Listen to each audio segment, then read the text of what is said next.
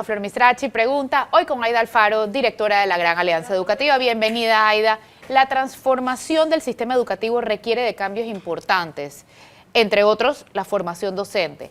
¿De cuántos docentes estamos hablando y qué tan atrasados o qué tan avanzados estamos en su formación, Aida? Hola Flor, gracias de verdad por este espacio, siempre es un gusto estar aquí contigo. La formación docente es trascendental en lo que estamos viviendo ahora mismo. Tenemos más de 45.000 docentes en ejercicio y pues una gran cantidad de docentes que están ahora mismo formándose en formación.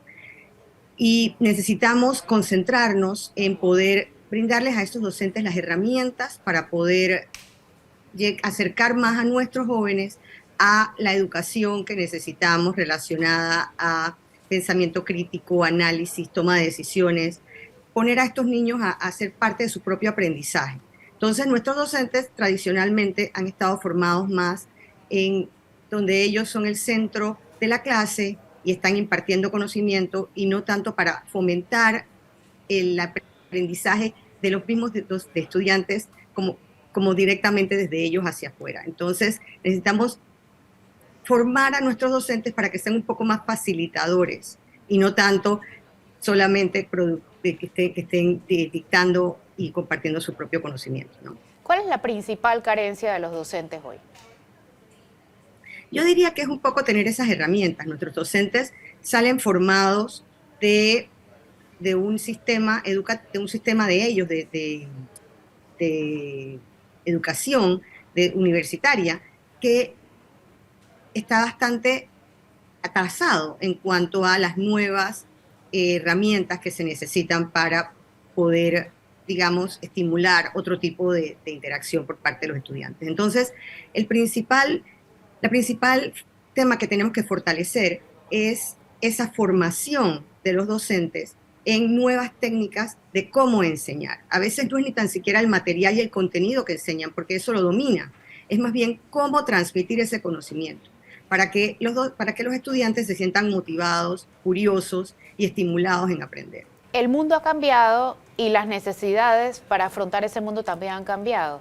¿Cómo están saliendo nuestros jóvenes de la escuela para afrontar estas nuevas necesidades del mundo laboral? Claro, eso no es ningún secreto y esto tiene ya mucho tiempo que se está planteando así. Las empresas lo están viendo, las universidades lo están viendo cuando están los muchachos entrando a las universidades. Estamos viendo también un tema de inclusive muchos estudiantes que están desertando o siendo excluidos del propio sistema educativo, ni tan siquiera terminan la escuela. Entonces, la realidad es que eso pasa también porque el estudiante no está viendo una correlación entre el estudio y esas oportunidades que pueden encontrar posteriormente en el ambiente laboral.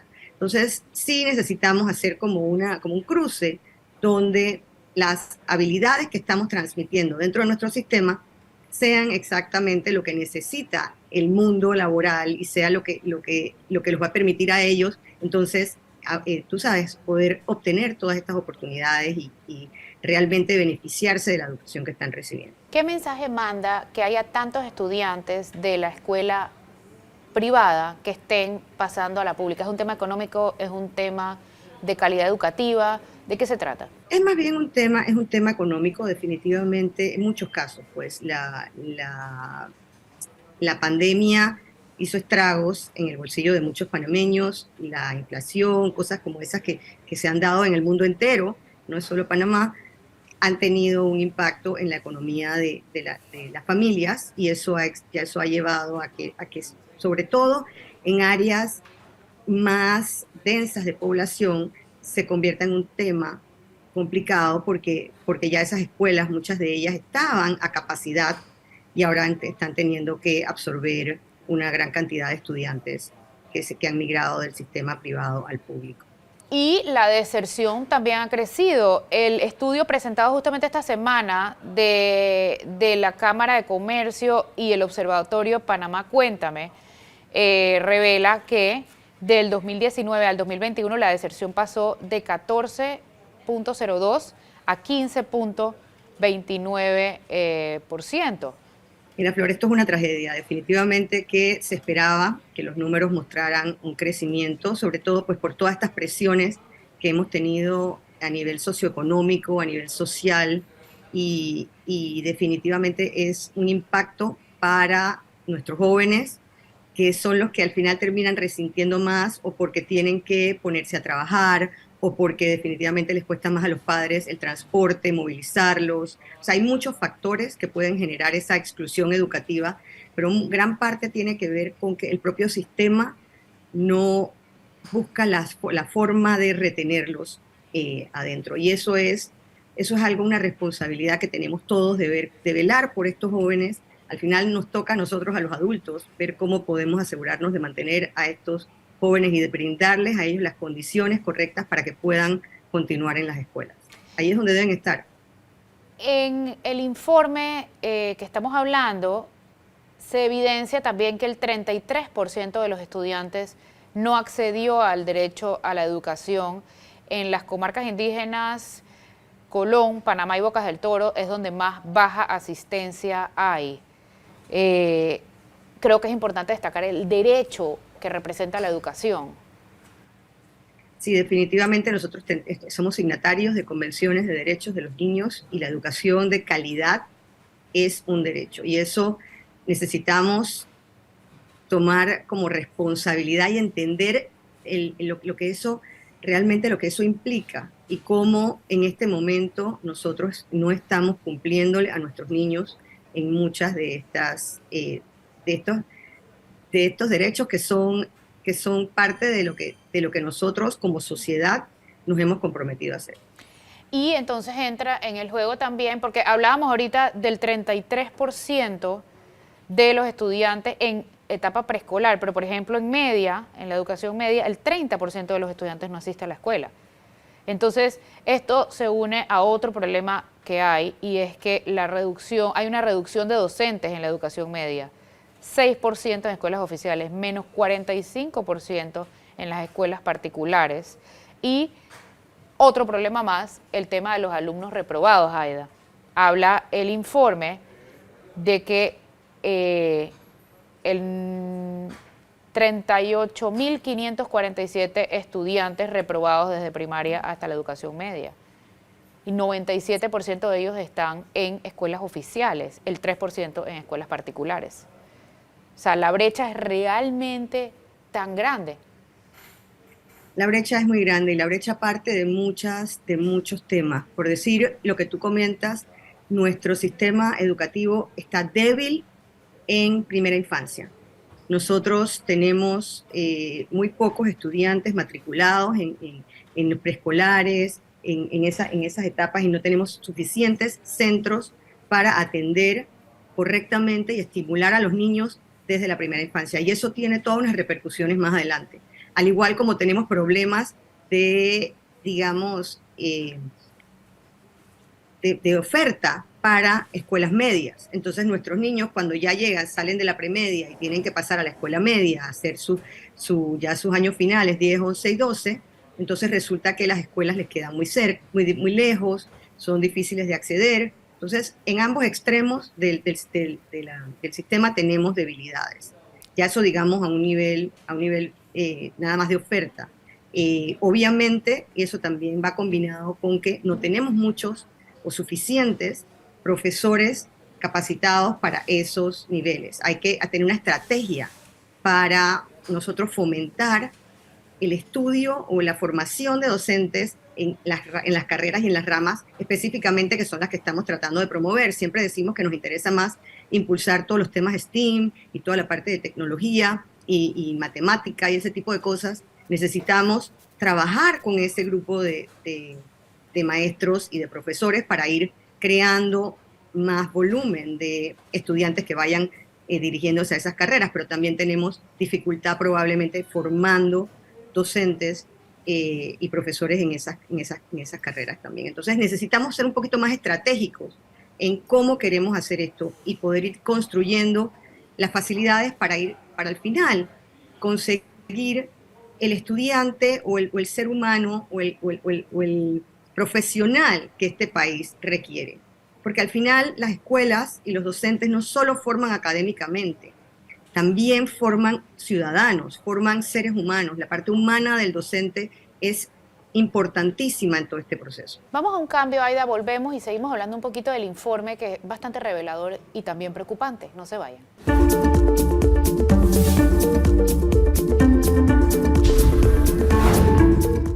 Ya de vuelta en Flor Misrachi pregunta, hoy con Aida Alfaro, directora de la Gran Alianza Educativa. Hablábamos en el bloque anterior del informe presentado esta semana por la Cámara de Comercio y el Observatorio Panamá. Cuéntame, este informe tiene datos importantes, datos reveladores. Uno de ellos es que la mayoría de los centros educativos de Panamá se encuentran en las zonas rurales, en un 57%, en contraste con las zonas urbanas donde hay 18%.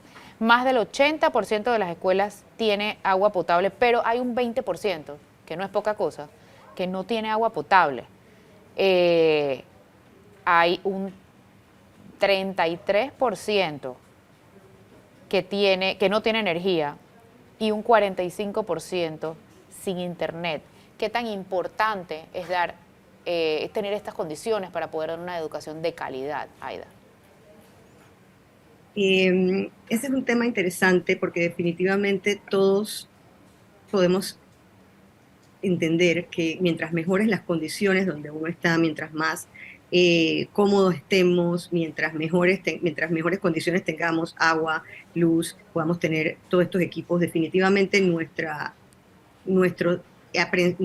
disposición a aprender va a ser mejor y la de los docentes también va a ser mejor para enseñarnos. Entonces, la verdad es que nosotros como país necesitamos exigir, aspirar y asegurarnos de que nuestros estudiantes cuenten con las condiciones, con todas esas condiciones.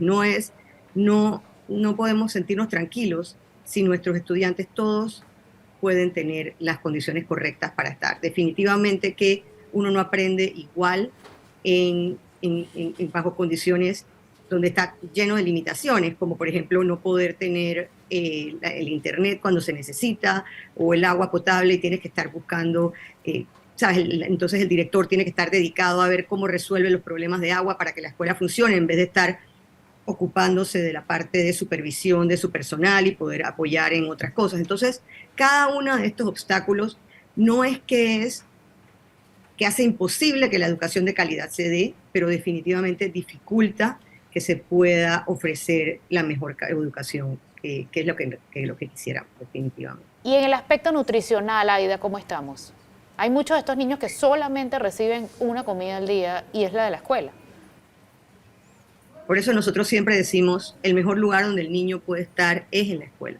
Padres de familia, no dejen de mandar a sus hijos a la escuela, y nosotros tenemos que mantener las escuelas abiertas, porque allí es donde nuestros hijos reciben alimentación, reciben muchas veces salud, ni hablar de la educación y el relacionamiento con los demás. Entonces, el tema nutricional es valiosísimo. Si uno está con hambre, uno no puede aprender.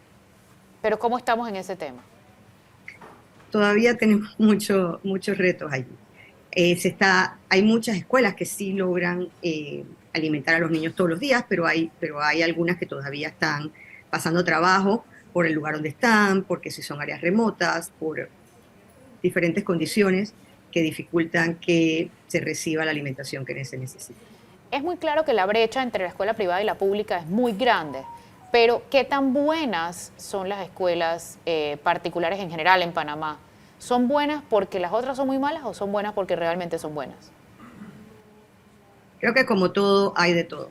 Tenemos escuelas particulares muy buenas en este país, pero también tenemos escuelas particulares que todavía están débiles. Tienen los mismos, al final estamos hablando de los mismos docentes que salen de las mismas facultades de formación, son los que están en las escuelas públicas y en las escuelas particulares. Entonces, al final necesitamos mejorar los insumos, necesitamos mejorar todo el sistema de formación docente para que la calidad de las escuelas, tanto privadas como públicas, mejore. Sin embargo, parte de la brecha que tú mencionas tiene que ver también con nada más algo básico, la cantidad de horas de estudio que va un muchacho a una escuela particular y a una escuela privada o pública. Si uno se pone a pensar que en nuestras escuelas oficiales los niños van o los estudiantes van de 4 o 5 horas al día, mientras que en una escuela privada van de 7 a 8 horas al día, nada más allí estamos abriendo esa brecha cada día que van a la escuela.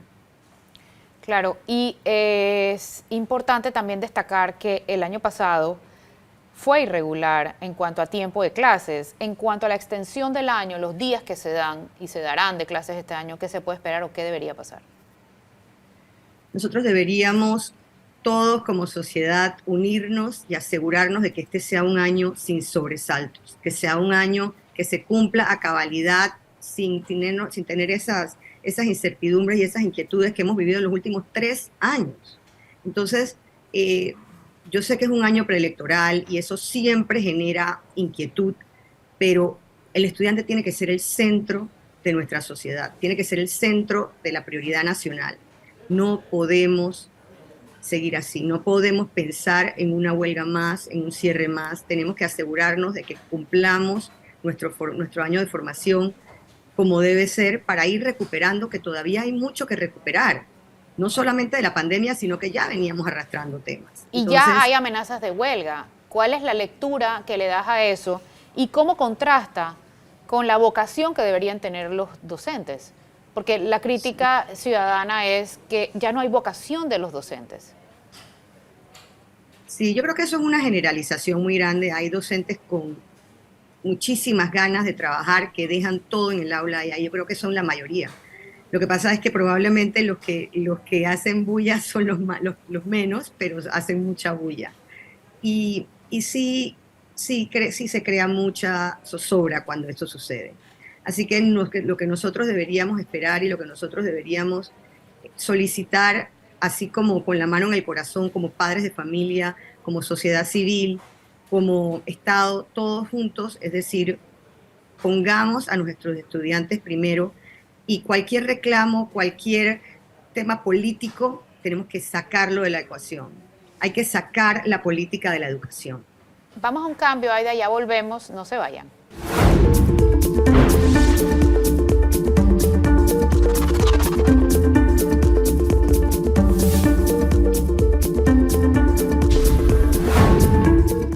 Ya de vuelta en Flor Misrachi, pregunta hoy con Aida Alfaro, directora de la Gran Alianza Educativa. Aida, ¿cuánto retrocedieron los resultados del aprendizaje producto de la pandemia?